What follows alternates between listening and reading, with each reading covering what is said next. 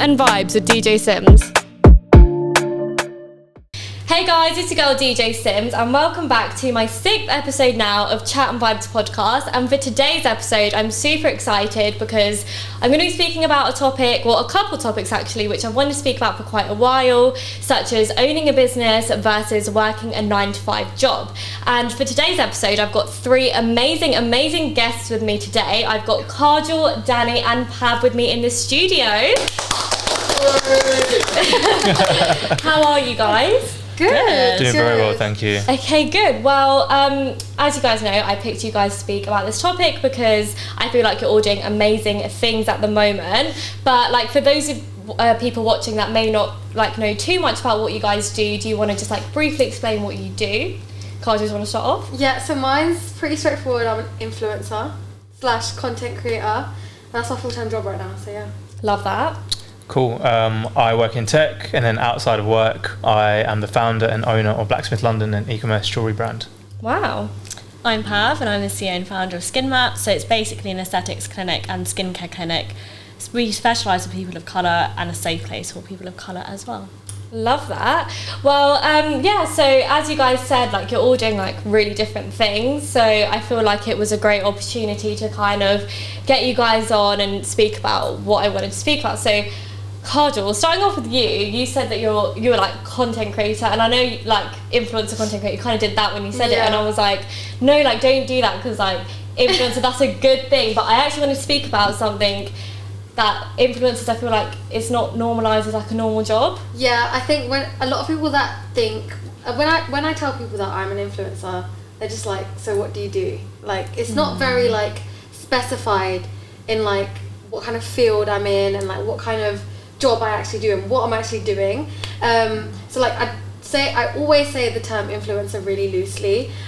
What I'd like to think I am is like I'm sharing like stuff that I use that I think people would love to use, like just silly moments in my life that I think people would find funny, that kind of thing. But I've also started to get into more kind of like brand content creation where I help brands make their content for them as well. So like I kind of do like a bit of both. Yeah. Danny and Pav, what do you guys think about that term influencer? Because I feel like in a way we all do influencing because we're all on social media, we all have a platform, and in my eyes I feel like you don't have to be doing one certain thing to be called like an influencer. I feel like because we're all on social media and there are people like watching us, I guess, I feel like we all do influencing. So what would you guys say about that term like influencer? Because I feel like people bash it down and like don't see it as that, you know, that usual job. Yeah, I think it's because people don't see what you do. They don't see how long it takes to film something. They see the finished product. They don't see like the build up, the edit, the redoing, especially when you're new to it. Like when I used to film my videos, it used to take me 3 hours to film and it was like so scripted. So when I look at my videos now, I'm literally like, that's really embarrassing. But now it's like quick, but it's still like it takes a lot out of your day. Yeah. And I think people don't see that. They just think, oh, you just post videos and you just post pictures and you make money from it. And it's like not fair. Yeah. I think it also takes so much time to build up a dedicated audience and a proper following. So I think people can sort of look down on influencers and the term of it. And I think to some extent, you know, pre-TikTok, actually, I think there was understandably a negative stigma around influencing and some of the toxic side of it that came out. But I think TikTok's really flipped that on its head because now you can be a lot more authentic, a lot more raw with your content, and I think that shines through with, for example, like the content that you see everyone over here posts. Yeah. I feel like something we can all relate to is obviously we all kind of had like a passion, and like for example myself, like I did not think like DJing was going to turn into a career when I first started, so it just started as like my side hobby. Like I didn't think it was going to be anything. I didn't think it was going to be a career, and like obviously so grateful that it's a career now because I love doing it. But I just want to speak about like how you can turn your passion into like a career, and I feel like you can all relate to that in very different ways. So Pav, do you want to start how you kind of did that? Yeah, so I just hated what I was doing at uni. I hated it so much. I did pharmacy at uni, hated it. It wasn't until I was going through my own kind of skincare journey at uni, I had like really bad like acne, and then I kind of like went through loads of clinics and went through loads of prescription products and nothing worked. It like ruined my skin even more. And then I realised that I was going to clinics who are people of colour, and in uni, we don't learn in uni that Caucasian skin and people of colour skin is very different, and treating it is actually very different. So my skin was ruined, basically. And then I didn't want to quit my uni degree because I thought it held a lot of value, so I can use it for like other things. We did one module on dermatology, and I was like, I really enjoy this, so let me like try and pursue this. We went into lockdown. The first thing I actually started off doing is microblading. Just like really random. Do you want to quickly explain what microblading is? Yeah, so it's like creating fine strokes in the brows to like make a brow, but like very natural. But it was trending at the time, and you didn't need a degree to start it. So I did the course, bit of like pocket money, and then lockdown hit, started Instagram for skincare and microblading, and then I realised skincare was taken off more. And then April of 2021, I opened my clinic, so it's been open for like a year and a half now. Yeah. And I started off with just laser hair removal, and then went into like skin treatments and stuff like that. Yeah, no, absolutely love it. Danny, I know you kind of like had you work as in a 9 to 5. Did you say you work in what part of like 9 to 5? Yeah, sure. So I, up until recently, was working full time in tech, always in like client facing sales and partnerships roles. I've worked for Facebook or Meta now, which is Facebook and Instagram. I spent some time at TikTok, and then I spent sort of some time at Snapchat as well. He's going through all of the social I'm going through them all one by one. I don't think it's a great time to be at Twitter. Going through all of them. Yeah, exactly.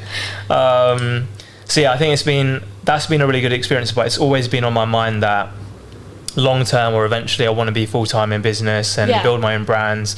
But I think I realised at a very early stage that it takes a lot of work and learning and networking and savings and experience, and so I thought, no better place to be than in social media, where that is one of the most relevant areas in our world today, and work with these other business and learn as I can go on. I think circumstances have changed a bit, and obviously I've been laid off, I've been made redundant, so now actually I can use this time just fully dedicate myself to Blacksmith London and the other things that I want to do. So do you want to explain to people a little bit about Blacksmith London? Obviously I know it's like a jewellery company, absolutely love the stuff, but do you want to just explain to people quickly about Blacksmith London? So Blacksmith London, as you can see over here, is a jewellery brand that I launched a couple of years ago, summertime of the pandemic, which seems like a crazy time to start a business. So were you still working your 9 to 5 when you... I was, yeah. Okay, cool. I was still working full time at Facebook, Instagram, Meta, whatever you want to call it. But I'd been working on the business for almost a year before I started. Okay. So mostly my evenings and my weekends were just dedicated to like how I could launch this business.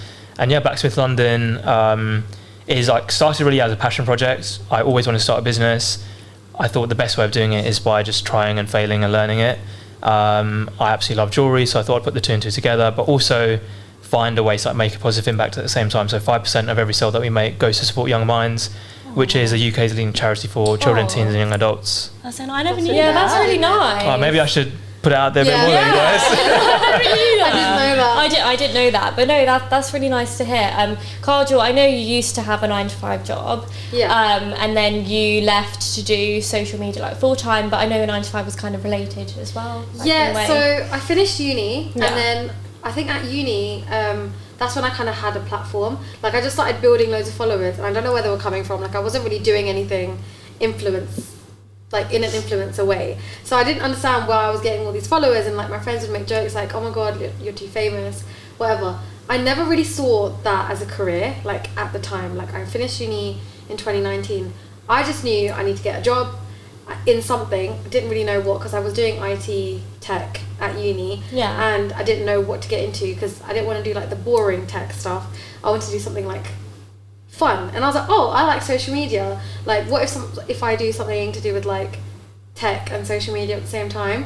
So I started up with this company. It was like a graduate role, and then from there I hated that role because it wasn't what I expected, but they luckily let me like transfer to another department, which was the marketing department, and I ran their socials, and I did that for about a year. And then I was just thinking like my Instagram and my TikTok at the time was picking up, and that's when I kind of like realized like I can make a career out of it. Because as soon as I realized that I firstly didn't have time to make the content for TikTok and Instagram because of my 9 to 5. Yeah. So I was like, the best thing for me right now is to take a risk. So I just quit my job and I'm here. That's what I'm doing right now. It was really scary when I did that because I was like, even my parents were scared. I think, like, as a brown girl from like a brown family, leaving your like secure job for something that might not even work out is a little bit scary. So that's what I kind of like, I was always nervous about that, and I had so much anxiety in the first like 2 months of doing it. I can imagine. Because with influencing, you get money, but you get it you don't get like a set amount every single month. So that's really scary. Yeah, it is. Especially like, you know, when you come from a 9 to 5, like you've got that stable income coming in. Yeah. So I feel like when you go to influencing or doing your own thing full time, it's risky. It's like, so risky. You don't know like how it's gonna go. Like it's not seen as like you know, a stable job either. So you just don't know how it's gonna go. Yeah, and I think everyone just thinks it's like glamorous. Yeah. Like, oh my god, you go to all these fun events and you do this and you can just take photos and make money. I don't think like people realize like how much effort it goes into it. Like, I'm not saying in no way that it's harder than all the other jobs in the world. Like I'm in a very like lucky position to be able to do something I enjoy this much. But a job is a job at the end of the day, and like there's going to be things that you don't like, and things are going to be not so glamorous. So like, and I kind of try to show that on my TikTok and show definitely. Like it's not always so pretty pictures. Yeah, that's literally something I want to talk about, how starting your own thing, either like going into influencing or starting your own business, is not as glamorous as it looks like. Because when I tell you guys, I've seen so many like people saying, oh, like just start your own business, like it's so calm, like, you know, it's the best thing in the world. Like I just think like it's not as glamorous as like people actually think. And I really want to get your guys' perspective on this, because I know Pav, like I know personally, obviously you're my sister, so I know that you like what you go through with your business. Yeah. I think when I see videos online, I get it when people are like explaining how you can start your own thing or your own side hustle with like valuable advice. The only thing I don't like is when people try and bash a 9 to 5, because it is actually quite patronising, and you are undermining people with a 9 to 5, making them think that they're not good enough, that they've got a 9 to 5 and they should have their own thing. And to be honest, that's a massive risk. For me, I was quite fortunate in the family. Like, I think being Indian, you're not forced to move out. Not everyone can like have that same thing. So I was able to save money, kind of thing. There's a lot of my friends that are forced to move out, so you have to pay like rent and stuff like that, and you can't just start your own thing. Not everyone has the ability to do that. But also, like you were saying, it's not that glamorous. Like people think like I can do what I want, and like I have come to a point where now I can, because I've got members of staff. But still, if I take time off, I take time off. I'm not getting paid. Yeah. Like, you get paid for annual leave. There's so many times I'll come home and I'm like, oh my god, I wish I had a 9 to 5, because I can just switch off. I work like 9 to 10, 9 to 11, 9 to 9. Like, when you're on holiday, you're working. When you're off, you're working. Like, I love what I do, and I never complain because I love it. But how many times have I sat down? Like, do you remember a week before my birthday, I was like, I don't have a birthday dress, and I was literally like crying my eyes out because I was like so busy with work, and I just, sometimes you actually don't have time for yourself. I felt really bad for her that day. So like Pav got home, I think it was like 7 or 8, and it was like quite late for Pav to get back from work. So I was like you're home late, and I could tell like she was in a bit of a mood. So I was like, oh, okay, like, let me just leave her to it. And then like she sits on the sofa and just bursts out crying. Oh, and I was my God. like, no, like what's happened? Yeah. And I just think like that's a prime example of like it's just not as glamorous as people think it is.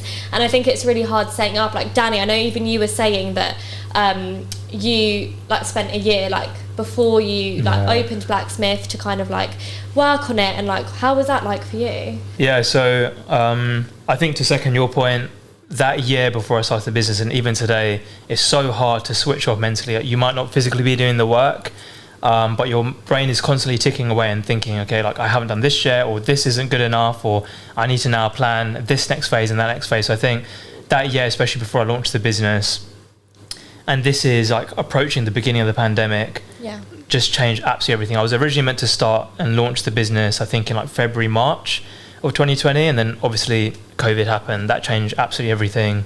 So I think for a first-time business owner, especially when you do it all by yourself, you really do feel like there is a mental burden. Like, you're so passionate and you're so excited to launch this thing, but at the same time there is so much strain that comes off the back of it, especially whilst balancing it with a full-time job. And, you know, being able to not only give yourself enough time to do the things that you need to do, but also give yourself enough energy. And I think energy management sometimes is always the hardest thing. Yeah. You know, there could be a day where I've done my work to a, you know, relatively efficient standard, and I'm finished at 5-6 o'clock, but I just don't have the energy anymore. Like, I'm exhausted, and that really does catch up with you. And I think there are a lot of sleepless nights, a lot of late nights. I think, you know, the night before I actually launched my business, it was like 5-6 p.m. I was launching the business the next day at 1 p.m. I'd made the announcement on social media.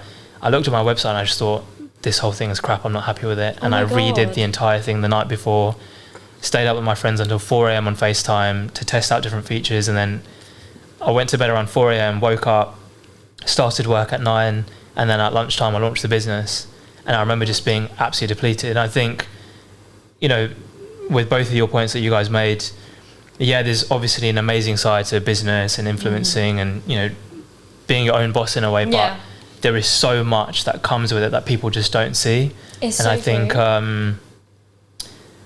I think that needs to be shown a bit more and a bit more authentically, because people need to know what they're signing up for. Yeah, that's one thing, like, I really, really agree with, because I think it's really easy for people to be like, oh, like, just start your own thing. And that's why, like, I wanted to speak about it, because I have been seeing it for like months now, and I'm like I don't know why, like, there's this thing, like, it's really glamorous and like it's this and that. I'm like, yeah, like, if you have a passion and you want to turn it into a career, go for it. Like, I will never ever tell people to not go for it, but I will always tell people, if they're trying to bash, like, I don't know, like a 9-to-5, or, you know, say, like, you know, doing your own business is like the way forward. I'm like, yeah, like, it's cool, but like, don't bash a 9-to-5, because there's, you know, they're two completely different sides. And like, some people want like a stable income every month, some people want the freedom to do things on weekends.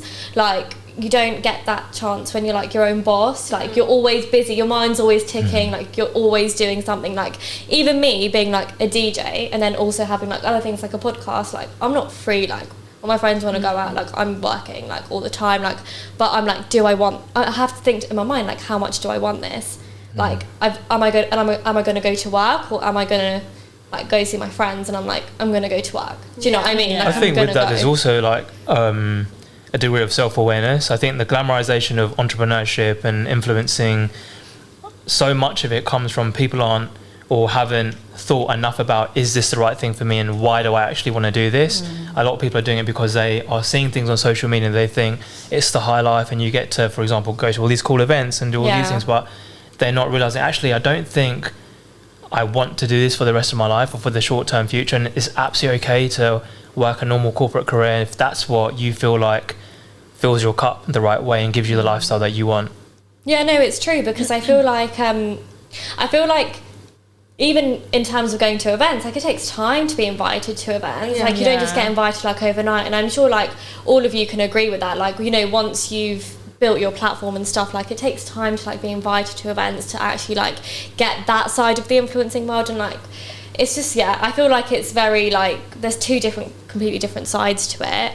But yeah, that's why I really, really wanted to touch on that. So down days when you're being like a freelancer or like an influencer or having your own business, I feel like is so important, because I feel like you don't have to just get up to go to a 9-to-5. Do you know what I mean? Like, you have to make yourself like get out of bed and like do things. Have you had situations when you're like maybe like feeling down and you don't want to do things, and like, how do you pick yourself back up? I feel like this whole Honestly, I feel like as soon as I left my job, I thought, I'm gonna have so much more time to do what I want, like with influencing and content creation. It was a complete opposite. I took on way more than I thought I could, just because I had the time to do it. So like, now if you look at my calendar, like, I'm literally booked out Monday to Friday with something to do. Even on the weekends, like, I don't even know what day of the week it is sometimes. Like, I wake up, I'm like, oh, it's a lovely Saturday, it's a Tuesday. And it's just not, it doesn't really, like, time management doesn't really work in my head with like days. So I think like every day just merges into one. And only when my friend Keisha spoke to me I was like, Kadra, you really need to take some days for yourself where you're not just on your phone looking for content ideas. Like, I know you think that's a way to chill out, but it's not. You're working. You're still working. She was like, you need to seriously just put your phone on do not disturb and force yourself not to go on your phone, because that's the only way you're going to be able to look at your phone and work again with a fresh mind. Like, I feel like it will get so blurry with like leisure and work. There'll be no difference. Yeah. So I think that's what kind of pushed me to have like a day a week where I'm like, okay, I'm not going to chill on my phone. I'm not going to do any work. I'm not going to answer any emails. And that's helped my mental health so much. Like truly, like, it's really helped me. But yeah, like, I don't know how you do it with the 9 to 5 and your business. Like, I couldn't switch off then, so I don't know how you do it. I find it really hard, especially in the beginning. If I switch off, I don't have time. I can't pay myself. I can't pay my member of staff, because I feel like if I do, I'm not going to get clients. Yeah. So I'm always like looking like on my website site to see like, this week, did the site members go down? Did it go up? Like, I make sure I post 3 times a week, Tuesday, Thursday, Sunday. And when I don't have something to post, I'm like panicking. And then if I have a day off, like, I make sure like I'm doing something. So sometimes I do find it hard. But then more recently, I've found that I can do it more. Yeah, how would you say you can do it more recently? Would you say there's something you change in your lifestyle pattern, or? No, I think it's just more stability in my member of staff. Yeah. Like, now I can like go away and not worry. Although I would still need to answer queries that she may have, and answer some things that she can't. There's more trust. And I there's can more freedom for you. Leave, and I know like she's fine. Yeah. Yeah. Danny, what about you? How do you deal with down days? Well, I think, interestingly enough, the first, including the time where I was sort of working on the business before I launched it, I think the first 2-3 years, I didn't really do a good job, and I feel like I experienced multiple episodes of burnout. I'm ironically a massive advocate for mental health, and I really do encourage people to take their downtime, and I'm just the worst when it comes to doing it myself. Yeah. Like, I always feel like not only do I need to give a lot of time to my work or my business, but then I'm rushing to try and catch up with friends and family, because then I start to feel the guilt of I'm spending so much time and energy on these things that I'm not giving that time and energy to the people that I really care about. And then last but not least, I think, damn, I haven't given any time and energy to myself. Yeah. Like, what does downtime for me look like?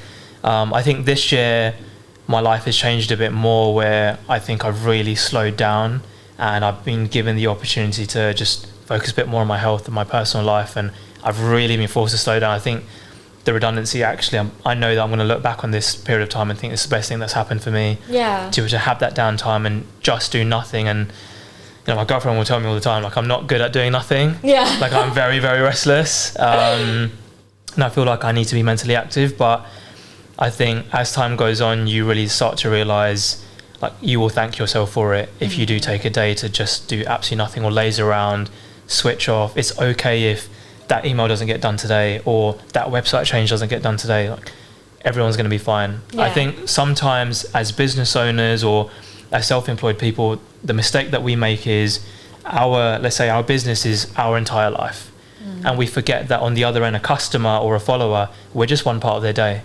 So they're very happy to keep scrolling and move on, but for us, we really sweat the small stuff. Yeah. Whether it's, you might be answering a query, or you're thinking about an email, or how to edit certain content, or the content that you're creating for different brands. We're thinking about everything in such thorough detail, but for other people, they're not experiencing it in the same way. And I think sometimes it's hard for you to remove yourself from it and look at it from a bird's eye view.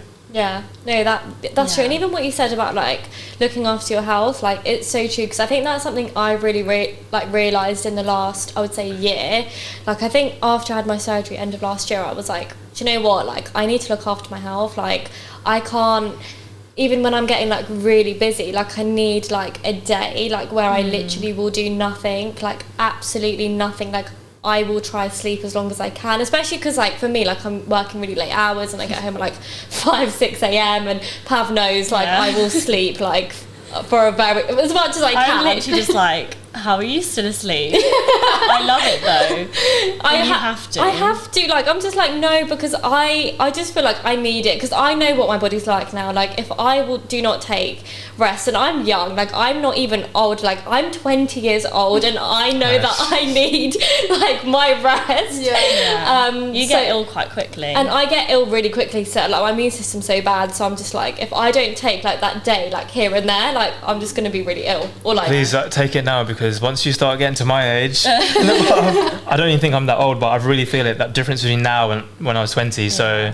Yeah, well, God knows what I'm going to be like when I'm, like, in 2 years, let alone, like, I don't know, 20 years. But it's like today, we both actually chilled today, didn't we? Like, we didn't do anything to do the work. I got my nails done. Yeah. I watched Dubai Bling. Love you guys. But the friends thing, I literally forgot to talk about that. I will never turn down an event, not an event, but, like, going out with my friends, because I feel bad. Yeah. Even when I'm tired. Have some big Oh my one God, with that. I'm so tired. And I will, like, get ready in an hour, and I'll get the tube there, and I'll go, and I'll stay out. I'll make sure I don't go home early, because I don't want people to say, not that they would, she's going home early because she's working the next day. Yeah. I'll go home, I'll get home at 3:30 in the morning, and I'll wake up at 7 and go to work for 9. I don't know how Pav does it. Like, And I'll drink. I'll make sure I drink. drink. I like drinking. I'm not pressured to drink, but I'll make sure I drink so no one's like, she's not drinking because of work.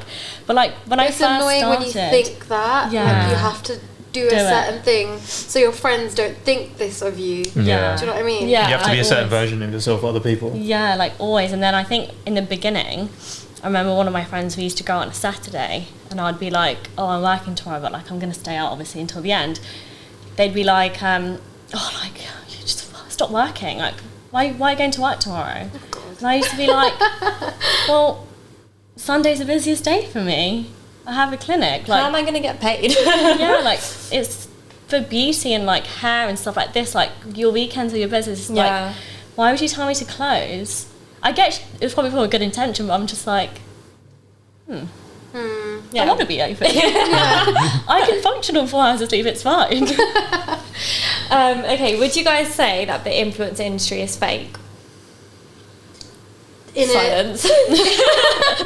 I don't think it's a clear-cut yes or no. I think It's a great area, I would say. Yeah. I would say... I've come across influencers that are genuine and have been able to...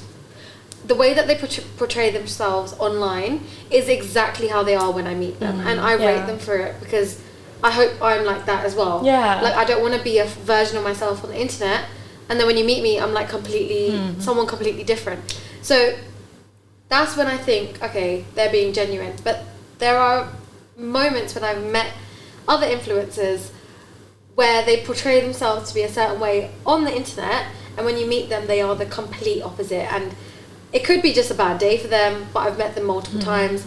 I just know they're not like that online, and that's when I think it's similar to, and you guys could, like, disagree with me, but it's similar to when an influencer, for example, edits their body or edits their face in photos just for more likes. Yeah. They do that because they know it's going to get more likes and they look better.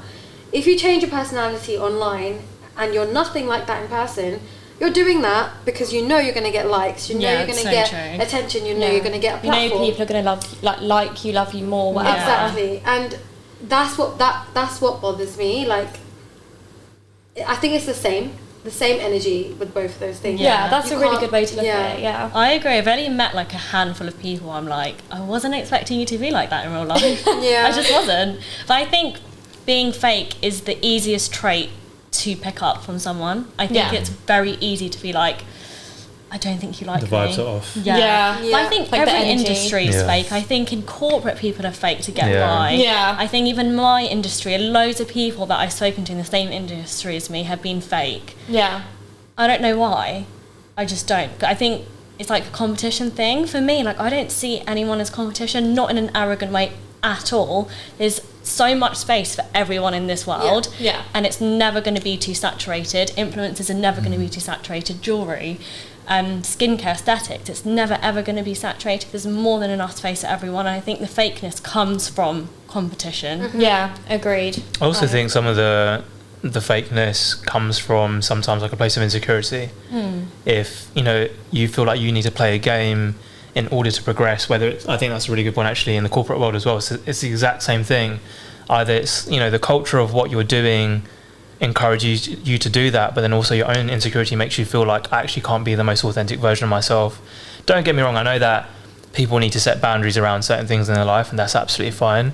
But I think in the influencing world or the social media world, it's not uncommon to come across people that aren't very authentic. I think actually all of us in this room are probably quite fortunate to know people that are very authentic. I think, you know, you guys, Kajal met 3 times now, but she's the exact same as online, and I feel like I know her well enough. Yeah, no, that's really true. I feel like I really agree with the point of like in every industry, what you said, Pav, is like there is going to be like people like are fake to get through or like get a by. Like it doesn't have to be a competition to like climb on top. No, I it think doesn't. people be fake to try and do that. Yeah, no, I agree, because I feel like even in my industry, like I don't know what I call it, the music or the DJ industry, but like both, I just think like it's people always think it's a competition, because I've had comments on my TikTok and my Instagram, like maybe they're tagging another DJ or like tagging another DJ, normally it is, and they're like, oh, this is your competition, or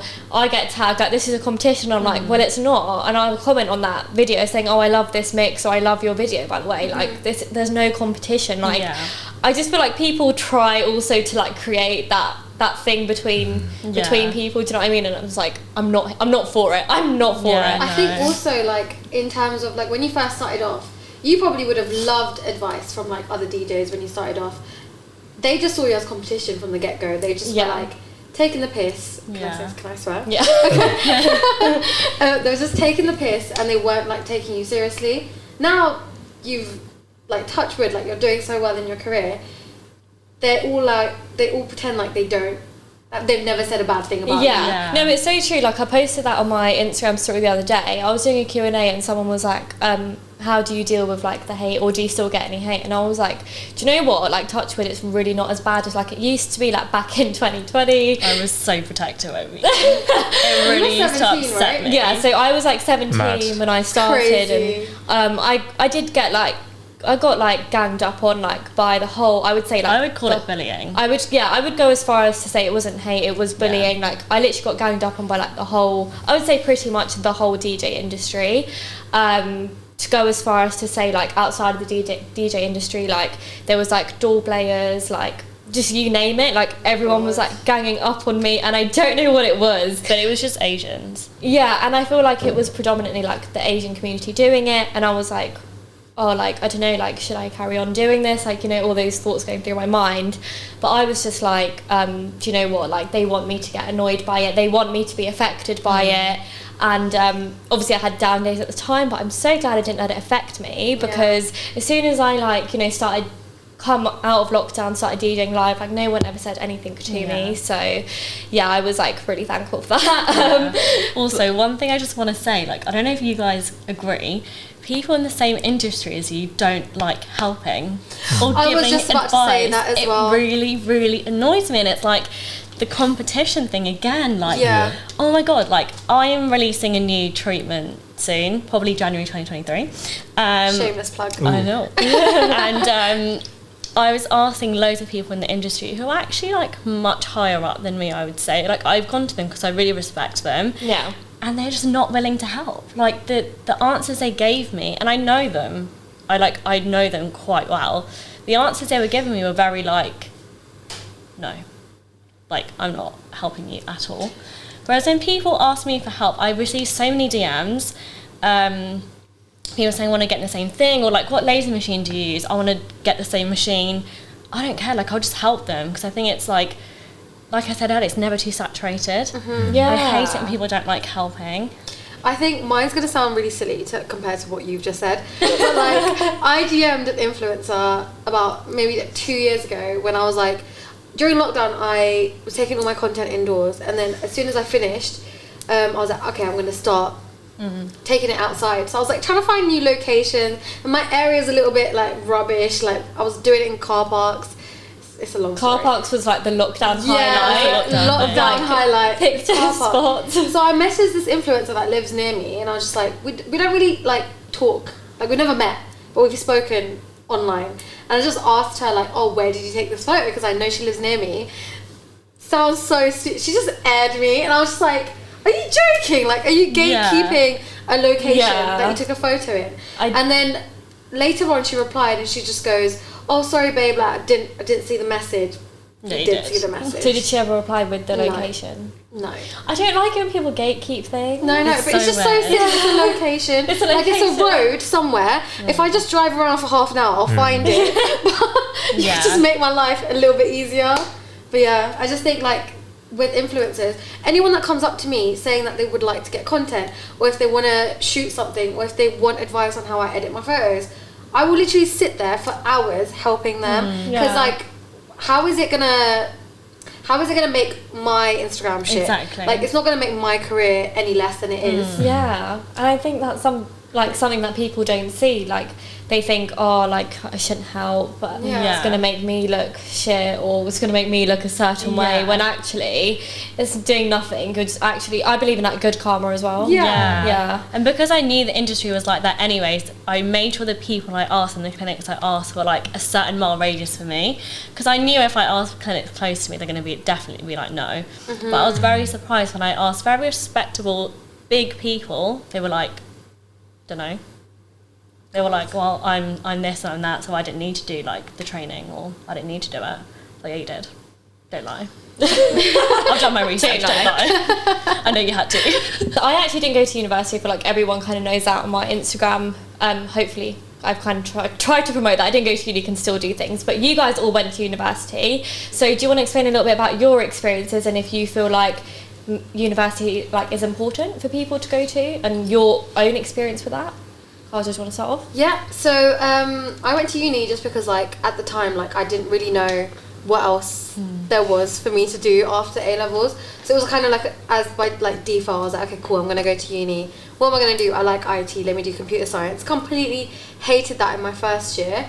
So then dropped it, did information system and business. Enjoyed it, but I didn't really see like myself doing that forever.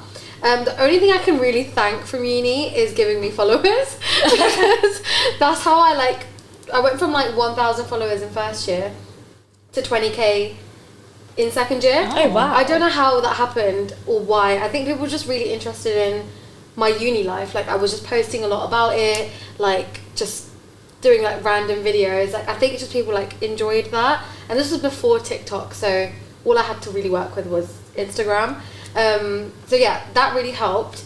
But again, after uni, my degree, I'm glad I have it just in case something I do now with like my own career doesn't work out, because I can always fall back on it. You can fall back on it, yeah. Yeah, like I can go back and like just do something in that kind of field if I really want to. Yeah. But at the moment, I think like what I'm doing right now, like social media, marketing-ish, I'm kind of like marketing myself in a way, kind of goes hand in hand with the degree that I studied.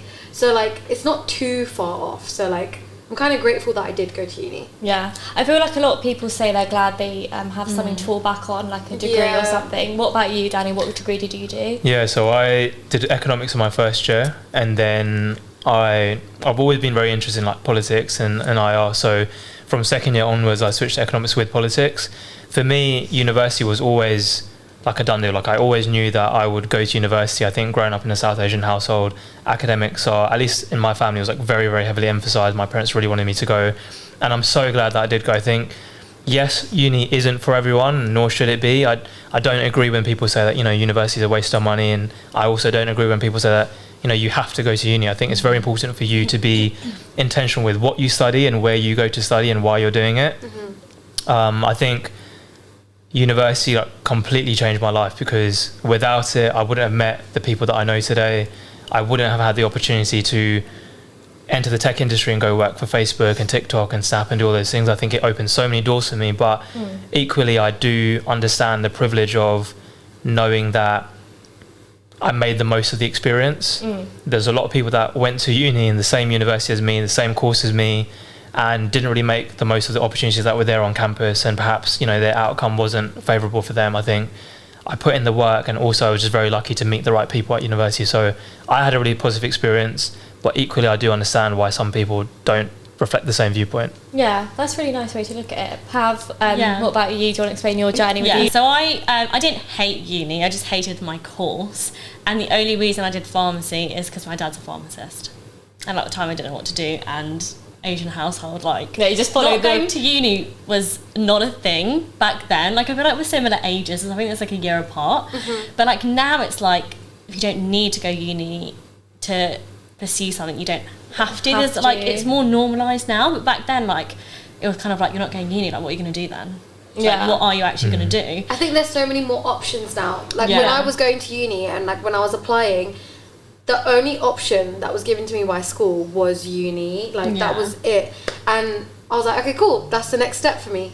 But genuinely now, like, I think when my sister went to uni, before she made her decision, there were so many different options that she could go to. And like apprenticeships and stuff like that, they, at my, like, back in the day when I was it was kind of like frowned upon in a way.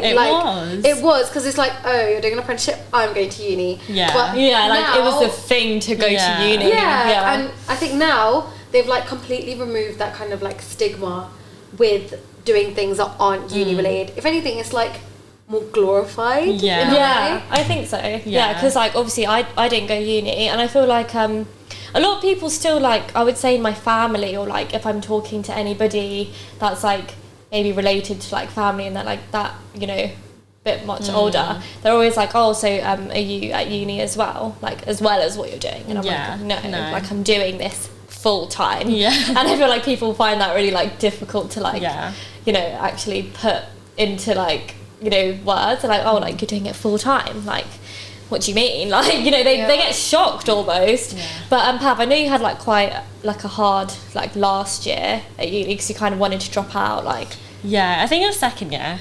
So was it second year or that? I think it was second year. But I'm so thankful that my parents made me finish uni. Because if this didn't work, I wouldn't do pharmacy full time. I would do locuming. It's something to fall back on, but also I think a lot of people trust me because of what I have, my degree. And there's so much I know because of my degree, like contraindications. If someone comes in, they sit down for Lay's and they said, I'm on levothyroxine, I know that's fine. Like, I don't have to check, I just know. But like, I know how to use a BNF to check if I didn't know. Like, you need to actually know a lot about medication, if it's like photosensitive, if someone can get this done or not. So I'm glad I finished it because I needed it, and I think I am where I am because of it as well.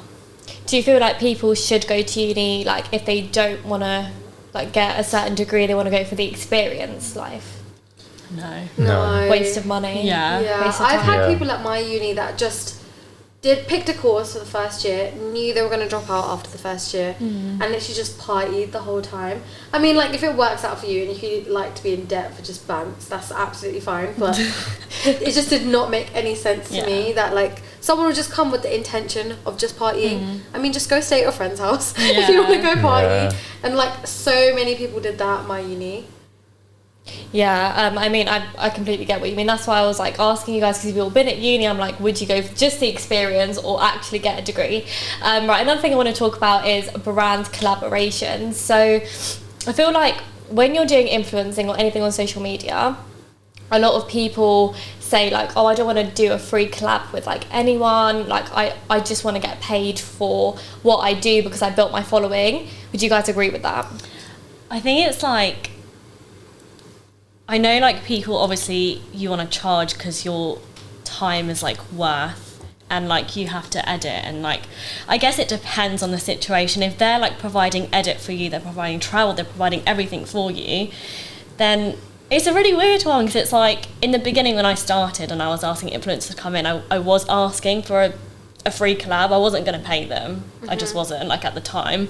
And I think it's nice to do that when someone's like starting off as a new business, and you to like support as well. Yeah, like I don't want to like bring it up too many times. So like in Dubai Bling, I don't know if you've seen the episode where someone said, I don't want to eat that food because it's like sponsored, like it's a collab, so like she's got it for free, I don't want to eat it, I don't want to come to this party because it's a collab party. But like what people don't understand is like, because it's a collab party. It's a collab party. Like what people don't understand is this influencer has like 1 million followers.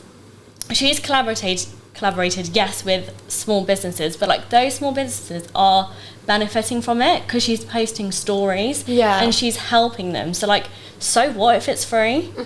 Like I don't, and then, so what if you pay? Like I don't. Do you know what I mean? You don't think it should be like situation dependent? Yeah, basically. like obviously if I really want someone off like Love Island, they've just come off Love Island, like I will have to pay for them. But like equally, if I like want to ask someone to do a free collab because I'm giving them like free laser, like they're taking up 3 hours in my treatment room, I don't have to do that. I can charge a client 3 hours in my treatment room. Like my stock costs money. It's an exchange of services. Yeah, like so yeah. Yeah. What would you say on that, Danny? I think you're spot on when you say that it's situation dependent. I think, you know, there are circumstances or examples where, you know, I've worked with brands in the past and they've really just taken the piss with what they've asked for me, and that they will keep pushing the boundaries more and more and more because they've sent me an item, but that item is not worth days and days and days of my time. Like I'm happy to share content, for example, but I think as an influencer or as a creator, you have to set your boundaries quite clearly, and then you have to accept, okay, like within these boundaries, this is the type of work I can and I'm willing to do, and this is what I'm willing to get paid for, this is what I'm willing to do for free. Sometimes it's okay to do for things for free. There are small businesses that I will work with and they will offer to pay me, and I'll be, it's absolutely fine, like you're a small business, I would actually rather just do it for free. Okay. And in other circumstances I've thought, okay, like this is the time for me to get paid. So I think sometimes you can spot an opportunity where, okay, like this might open a door for me that in the long term I might then be able to get paid. And I think for me as well, like I'm a lot smaller as an account and I'm much earlier on, but you know, in a couple of years down the line, you know, I'll probably approach it in a slightly different situation. Yeah, and I think what you said is so true. Some brands lie about what they want from you, and they like add more things after you've agreed. So what I do with people I'm collaborating with is I'll say like, are you happy to do this? And like that's all and then once we like agree and that's all that's getting done, I will never be like, actually, can you like do a TikTok as well? Like it's really you should agree on it like from the beginning, basically. Like some brands try to be a bit clever and be like, okay, I've lured them in, now I can like ask for like loads of different things. And like that's not nice. And I think it's a bit different. Like for example, if I've gone to get a service, so for example, like I'm getting a service done by so and so, it's completely free, as in like I'm getting a free thing and they're getting free promotion on my side. If I've just agreed to like do a few stories, but like out of my own like will, like because I want to like see that small business do well, I'm like, I'm gonna put it on TikTok as well. Like that's because it's my decision. Yeah, I do that as well. Like if I genuinely really like something, like I will go out of my way to like, even if I didn't get something for free, like if I just really like something, I'll go out my way to like promote it, like whether it's a small business, a big brand. Like if I really genuinely like something, I will go out my way to promote it. I think that's the next thing I wanted to talk about. Would you guys believe everything an influencer is promoting on their story, that's an ad? Because a lot of people have been talking about that and saying like, oh, I don't want to believe everything that like an Instagram is advertising, not an Instagram, an influencer is advertising on their Instagram or TikTok. So I would say like it basically depends on the influencer. And as an influencer, I've never like, I get a, like, thankfully like I get like a free, like loads of like gifted things like PR, whatever, like I get a few things that I get for free and then I review them. Before I even got to that position, I was doing things that I've paid for and reviewing it.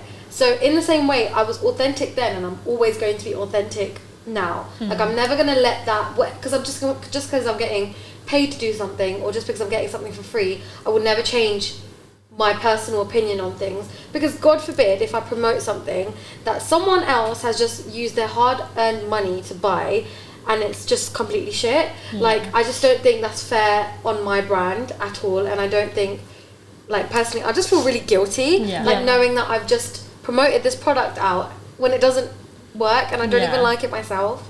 So like I think that's what I think. But I also think no, you shouldn't trust influencers because not everyone thinks the same way that I do. Some people just see, okay, influencing is a job, it's a job and you do have to get paid, but you can't just say yes to everything because after a while your brand will slowly deteriorate.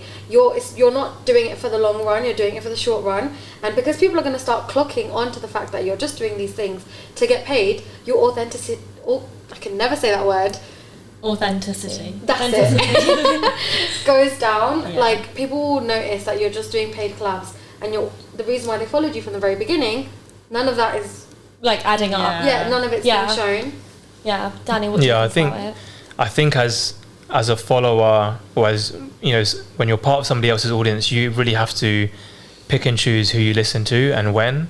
I think, you know, you've got to be intentional with which accounts you follow and what information you're receiving. I think there's so much noise out there on TikTok, on Instagram, and lots of different channels. You know, for me personally, like, I love going to the gym. I'm really big into health and fitness, and so if I'm sharing like some of the supplements I'm using or some of the nutritional brands I'm using, like, similar to what you guys were saying earlier, like, I don't want to share something that like I wouldn't use myself and then somebody else is consuming it. It's just not. I don't feel good about it. I think integrity really does matter. Yeah. But on the other end, people really, if a person is thinking that, you know, an influencer is fake, I'd highly encourage them to just unfollow. Yeah. You should not be following that influencer. They're not for you. And taking in that information that they're giving you, because you're going to just slowly, like, it's going to consume you without you even realising. And you're just going to like blindly disbelieve everything. So content creation, I just want to go a little bit like deeper. I know we spoke like briefly about it earlier, but how hard content creation actually is, like behind closed doors. So like, or, you know, people might see like this like 30-second or 1 minute video, but like that might have taken like 2-3 hours. Like, have you guys ever experienced where it's taken like hours to do like a 1 minute video? Today. You know what, when it comes to voiceovers, I will redo it and redo it and redo it, and I'll be in the next room, my girlfriend will be in the lounge, and she'll just be like, just shake it off. And I'm thinking, I can't, like, I keep stumbling across on my words. I'm doing it now, all the time. I think what people didn't realise, that when I was like working a 9 to 5, they didn't even know I was working a 9 to 5 because of how consistent I was posting. And the only reason why I was able to post consistently, so when let's put it into like last year, I used to post every single day except Saturday and Sunday. So like that was me with a full-time job. I had like a new photo, a new video, something every single day. And like if I skipped a day by accident, I'd be like, oh my god, like people are gonna unfollow me, whatever. Anyways, the reason why that happened is because every Sunday I would go out with my sister with a car full of clothes, and I'd shoot 6 outfits and drive around like my area. Like if anyone was watching me with like a GoPro, I would literally look like a headless chicken running around. That's so clever though, just to use like one day just to like smash it all out. And I think it worked, but it drained me, like especially when I had to start going back into the office. I couldn't do it anymore, and that's when I like noticed I'd like spend a little bit less time with content creation. And this year, because now it's like picking up a little bit more, I've managed to like spread up my time efficiently. So like Monday to like Wednesday, I know I'm going to be filming content.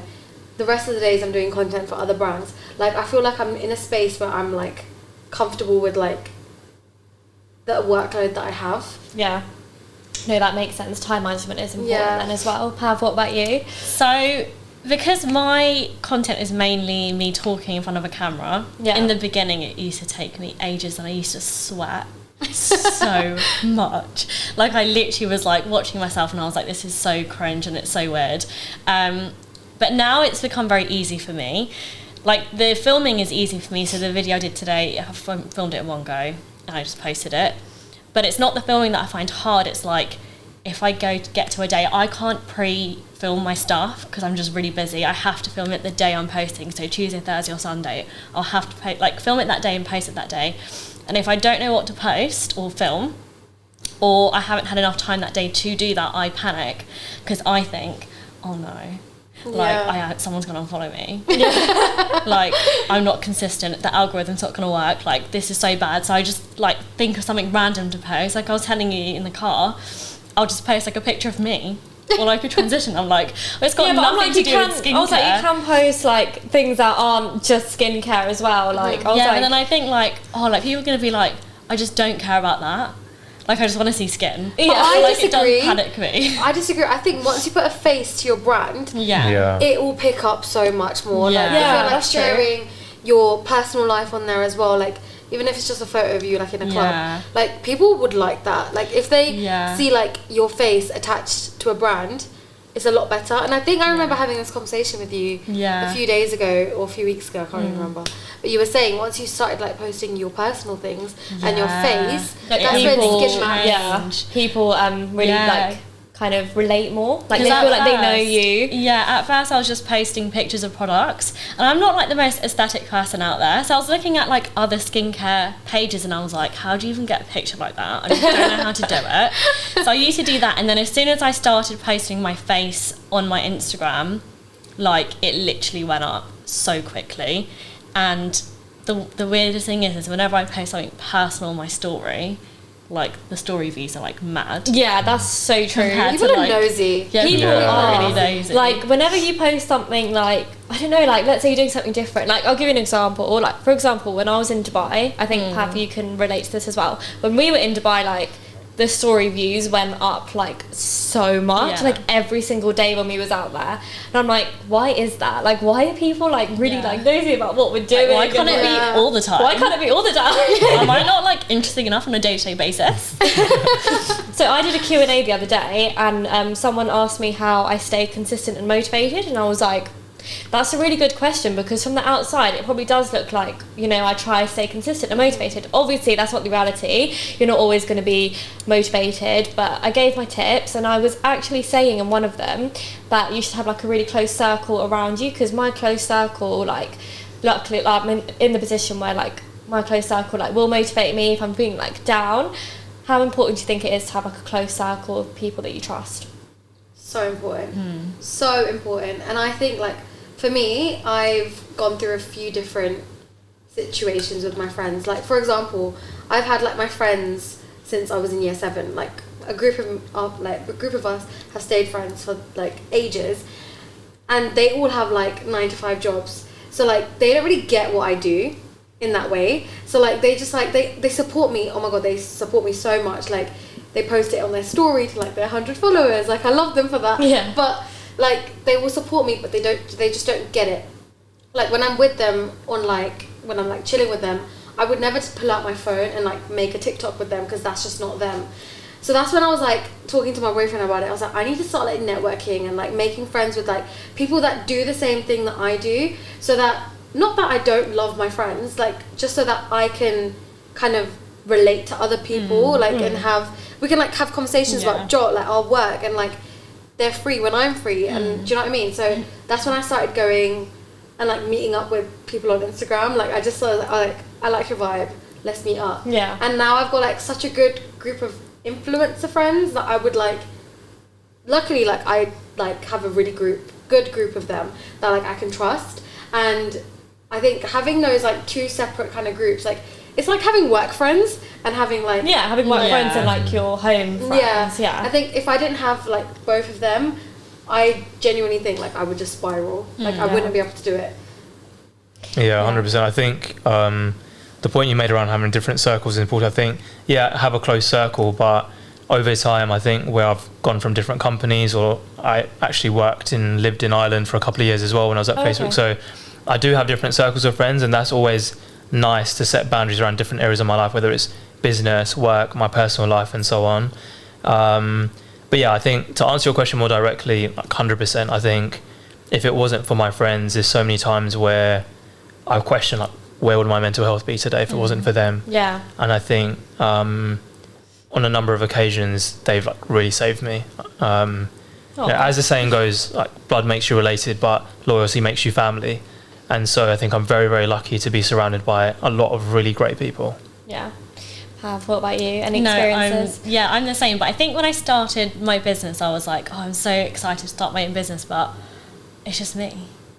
Like everyone has like work friends, and like I don't. Yeah. So like getting into this industry, like what you were saying, like it's nice to like meet people like in that, like they don't have to like work with you, but like they just get it. They get it. Yeah. And it's like having like home friends as well. It's like different realities kind of thing. Mm-hmm. Yeah. But also I think you realise who your true friends are when you get into something like this. Yeah. And I think I've realised that a lot, haven't I? Like this year, last year. I think last year I was a bit like blasé, like start this year still a little bit, but like now I literally know, because you know who supports you and who doesn't. Yeah, I think that's really important. And I always see this TikTok. It's mad how strangers support you more. Yeah. Always. Yeah. And oh my god, the amount of like lovely messages I get from like my followers, like, oh, I'm so proud of you, Pab, like keep smashing it. Like I'm just like, you are so nice. But someone I've known for like 8 years who are not friends anymore, like, no, I don't get that energy. Do you know why though? I saw a reason to why that is, like why strangers are nicer to you than your close friends. Your friends have been with you from the start. Yeah. So like as soon as you're both moving at the same pace, maybe one of you have started to pick up more pace. They now see you, like, why are you in that position and I'm not in that position? We both come from the same place. Why are we not? Yeah. That's actually so in true. the same spot. Yeah. And I know most of them think it's not jealousy, it's not competition, but it's something. There's something that's inside of triggering them it. Yeah. that they're like, oh, like I want to do that. Half the time they don't even know that they're doing it either. Yeah, they don't realise. You don't realise it yourself. Yeah. It's just only that's the reason why. Like you've come from the same place and you haven't ended up in the same. They want like a so certain true. version of you that they're comfortable with and they're used to. And the minute you start diverting from that, it triggers a bit of an insecurity. Yeah. So I've literally done a thing now where if I'm doing something, I don't tell anyone until I've done it. Yeah. Because like even if someone's like really close to me, like I just don't want another. Yeah. Like, sorry if you don't know what that means. I don't know how to translate it. Evil eye. Evil eye. Evil eye. I think it literally means evil eye. Yeah, like I just don't want it. Like, but also like it's frustrating for me because like that person that I feel like doesn't support me, like he has his own thing and I support that page. I will comment, I will like, because I know how long it takes to make content. Yeah. I know how long it takes and I will post my story. I don't care, I don't receive it back. I don't. Yeah. I don't need it back. Good karma. Yeah, I just give it. Yeah. But like that's why like I love that I went to uni because I met my ride or dies at uni as well. Like I still have like amazing home friends as well, but like my 2 girls from uni, like my other boys from uni, like they're like my ride or dies. Yeah. No, that's a really nice story. Yeah, so I wanted to speak about being like open with your relationship on social media because I know like both of you are open with your own relationships, but I just wanted to know like whether you received like hate being open because it's such a big thing, and I feel like as soon as you become open with like your personal life on social media, like everyone becomes really invested.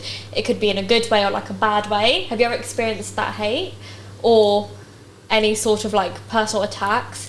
I would say because mine, I've been pretty open about it for like From the 5 beginning, years. right? Yeah. Like when me and Saga, my boyfriend, we were friends before we got into a relationship. So I would take pictures with him. I'd literally post pictures with him, and everyone would just see him as my friend because we were just friends. And then as soon as we started dating, there was no like story that I posted. Oh, by the way, guys, we're now dating. Yeah. Like, it just happened, and then people started clocking on. And it was mostly the people that knew us that were like, wait, are you guys like together? Like everyone else on social media probably didn't even care because like they were used to seeing his face. But so yeah, I think early on it wasn't really a big deal for me. I think as soon as like I got more followers and more eyes on me and he got more eyes on him, that's when people would like nitpick things. Like for example, we've just done a video and he's like said something. They're like, how can you let him talk to you like that? But like that's how we talk to each other. Like we've been together for 5 years. Like we're not going to like be all goody two shoes on the camera. Like when we're not like that in person. Like you've seen Like us. you're not going to be different on camera and how you are in real life. Yeah, exactly. Like we're gonna be exactly the same. But like people will be like, oh, this is such a red flag. Like, and it's just like stuff like that. And I'm just like, well, no, it's not. Like just shut up. And I'm just glad that it doesn't ever get to me. Like no hate ever gets to me. But with him, he's like, oh, like one hate comment, he's like, oh my god, like Kajal, like what the hell? What have we done? And I'm like, no, it's fine. He's like, should we delete the video? I'm like, no, it's fine. Like it's just one comment. I feel like when you delete the video, like they might be like, oh, we affected you then. Yeah. Danny, what about you? I think, first of all, I'm surprised when you said that I'm open as well. I thought maybe I'm wrong. That I'm not as open. You're not as open, but I feel like maybe there's like 1 or 2 videos or like, you know, there's little like videos here and there maybe. I mean, look, like my relationship's obviously compared to yours newer, so I think early days especially I was very like protective over it, and I think the one superstition I do believe in is evil eye or nazar, and that's like, for me, that was constantly on my mind. Of I'm very, very grateful to have something that I feel like I want to like protect and hold close to me. And I feel like all the people that all right, guys, all the people in my life that need to know, my friends and my family, they all know, and that is enough for me. I don't feel like the internet needs to have access to every piece of me. And I think for a while I was trying to work out what is the balance between being authentic online and also keeping my own boundaries. But I think as time has gone on, you start to realize that actually this is a part of my life that I do want to share, not for others, but actually just for myself and for my girlfriend as well. Like, it's important to me. It's a big part of my life. She's the biggest person in my life. So of course that's going to be something that eventually does come out. You know, it's a known thing that I'm in a relationship, I've got a girlfriend, but I don't feel like every part of my relationship needs to be on show for the internet. Yeah, no, I fully agree with that, to be fair.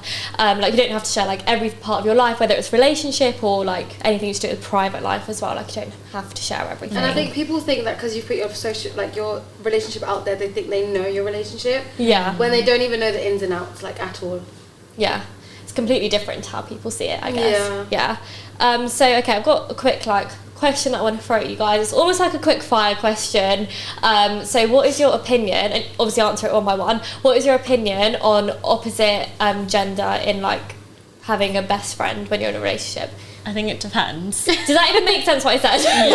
Yeah. So like, let's say like a girl or boy best friend. Yeah, a girl or boy best friend when you're in a relationship. Okay, it's not a problem if there's never been anything romantic between the friends of the opposite gender, like, or the same gender, but like if there's never been anything romantically done, whatever, then it's not that deep. But if there has, and you're still best friends, and now you've got a boyfriend or a girlfriend, I think it's a bit, I don't know, it's just a bit like, because like, let's say I'm sitting with my boyfriend, and then like my best friend's there, and I've like, I don't know, like, you know, being romantically with him, like, that's just weird. Yeah. Like, it's weird, like, and then your partner might feel like a bit uncomfortable. So I think it depends. I was the girl best friend. So that's my your opinion. Yeah. We're now dating. Yeah. 5 years deep. Yeah, so yeah, that's a good reply. Yeah, Danny? I think it's absolutely fine. I think as long as you trust your partner to move very respectfully, and you trust the partner's best friend as well. Like, I've got friends that are girls, my girlfriend's got friends that are guys. It's absolutely cool. I think, you know, we both actually like share our friendship groups as well, and we're very like involved in each other's friendship circles as well. So I think it's absolutely fine. Yeah, I think it's just much of respect. Completely agree with what you said. Just trust and respect. Yeah. But I also think, like, do your parents have, like, does your dad have like a girl best friend? No. Like, it's a bit weird, like, Yeah. I don't know, like, it's not, like, I'm not saying don't have girlfriends. Carter's like, I'm not saying don't do No, it. don't have girlfriends. It's just the best friend part where you're like, oh, you're going to be spending as much time with them as me as well. I think that's the problem. Not friends, just the best friend. Yeah. Yeah. I feel like if I was to ask that question to myself, I feel like it would be like, you know, if that person was already in your life, like, before you, like, for example, like, let's say I have get a boyfriend, and then that person was already in my life before, then I feel like it's okay, like, as long as they're not too close, it's just, you know, they're a friend, like, maybe we can even share the same friends, like, as you said. I feel like that's okay. I think it's quite nice that you, like, you know, you're able to share friends as well. I feel like that's quite a nice way to look at it. Yeah, I like my girlfriend's best mates. It's like, I want to be one of the boys with them, so it's good for me. Yeah, well, thank you guys so much for actually coming on my podcast today. That is the end of my episode 6 Chat and Vibes. Thank you to Kajal, Danny and Pav for joining me. Thanks for having us. Thank you for having us. Thank you, and see you guys in my next episode.